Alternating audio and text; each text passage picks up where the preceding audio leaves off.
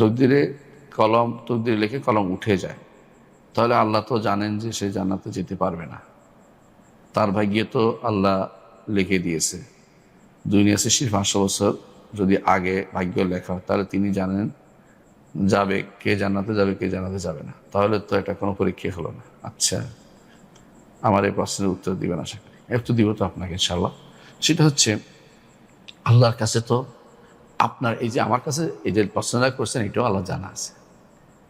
আমার কাছে প্রশ্ন, এটাও আপনি জানা আছে। আপনি পড়ালেখা করেন, এটাও জানা আছে। আপনি বাজার ঘাট করেন, জানা আছে। ব্যবসা করেন, জানা আছে। আল্লাহ জানা যা আছে সেটাই হবে, কোনো সন্দেহ নেই। এটা হবেই হবে, ওইটাই হবে। আল্লাহ যা জানেন সেটাই লিখেছেন। আল্লাহ তা নির্ধারণ করেছেন কি সেটা তিনি জানেন, এবং সেটা তিনি লিখে রেখেছেন, এবং সেটা তিনি হওয়া চান, এবং সেটা হয়। কারণ পরীক্ষা হচ্ছে আল্লাহর, যিনি যে লিখেছেন ওটা দিয়ে আল্লাহ মানুষকে পরীক্ষা করতেছেন না, পরীক্ষা করতেছেন শরীয়ত দিয়ে। আপনাকে দায়িত্ব দিয়েছে শরীয়ত মেনে চলার জন্য। শরীয়ত মানতে পারেন না এমন কিছু আল্লাহ দেয় নাই। লা ইউকাল্লিফুল্লাহু নাফসান ইল্লা উসআহা। মানুষকে এমন কাজ করতে তিনি আদেশ করেছেন যেগুলো মানুষ করতে পারে। এমন যদি হতো যে তোমাকে শুয়ে নিতে বলেছে, তাহলে বলতেন যে আল্লাহ আমাকে এটা কেন বলছেন। তিনি আপনাকে শরিয়া দিয়ে বেঁধে, শরিয়া মোতাবেক চললে আপনি জান্নাত যাবেন। পরীক্ষা হচ্ছে শরিয়া চলতে পারেন কিনা, এটারও পরীক্ষা। এটা নয় যে আল্লাহ কি লিখছেন ওইটা আপনাকে জানার নাই, জানার সুযোগও নাই। জানতে চাওয়াটা কুফরি এবং শিরক হয়ে যায়। কারণ গায়েবের এলেমের কেউ হাত দেওয়া বাড়াতে পারে না। আপনার দায়িত্ব এটা খোঁজা নয় যে আল্লাহ কি লিখছে, জান্নাত থেকে জানাম, এটা অবশ্যই নির্ধারিত। আল্লাহ কোরআনে বলেছেন, বলে যে খালাকাকুম ফামিনকুম কাফির ওয়া মিনকুম মুমিন। আল্লাহ তাআলা তিনি তোমাদের সৃষ্টি করেছেন, কেউ কাফের কেউ মুমিন, এটা এইভাবে সৃষ্টি করেছেন। এবং কি হাদিসে আসছে যে আল্লাহ তাআলা দুই হাতে, আল্লাহ তাআলা তিনি দুই হাতে জান্নাতে, এক হাতে জান্নাতি বলেছেন এরা জান্নাতের জন্য ওলা উবালি, কোনো পরোয়া করি না। আরেক হাতে নিয়ে জাহান্নামে বলছেন এরা জাহান্নামের জন্য ওলা উবালি, আমি কোনো পরোয়া করি না। এইভাবেই রাসূলুল্লাহ সাল্লাল্লাহু আলাইহি ওয়াসাল্লামের কাছে এরকম জান্নাতি জাহান্নামের নামের তালিকা হিসেবে তার কাছে বই আকারে আসছে। এটা রাসূলুল্লাহ সাল্লাল্লাহু আলাইহি ওয়াসাল্লাম আমাদেরকে সহিহ হাদিসে বলেছেন। এরা তো সব নির্ধারিত। কিন্তু আপনার দায়িত্ব এটা খোঁজা নয় যে আমি কোনটার ভিতরে আসি। এটা ভয় পাওয়ার দরকার যে আমি কোনটার ভিতরে আসি, এটা কিন্তু আপনার দায়িত্ব হচ্ছে কাজ করতে হবে সবসময়, যে আমি শরিয়া মোতাবেক চলবো। আল্লাহ আমাকে বলছে এটা করতে, এটা করতে, এটা করতে। যদি আমি শরিয়া মোতাবেক চলতে পারি তাহলে আমি জান্নাত দেব। এটা হচ্ছে পরীক্ষা, যে আমি শরিয়া মোতাবেক চলতে পারেন কিনা।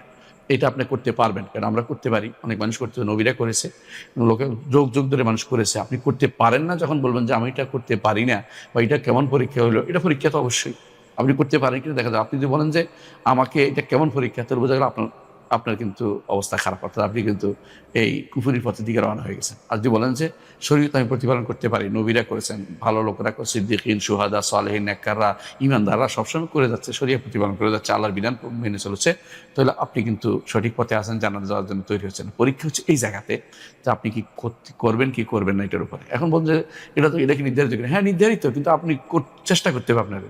আপনি যদি এগিয়ে যান এক হাত, আল্লাহ আপনার দিকে এক বেড় আসবেন, এটা হাদিসে আসছে।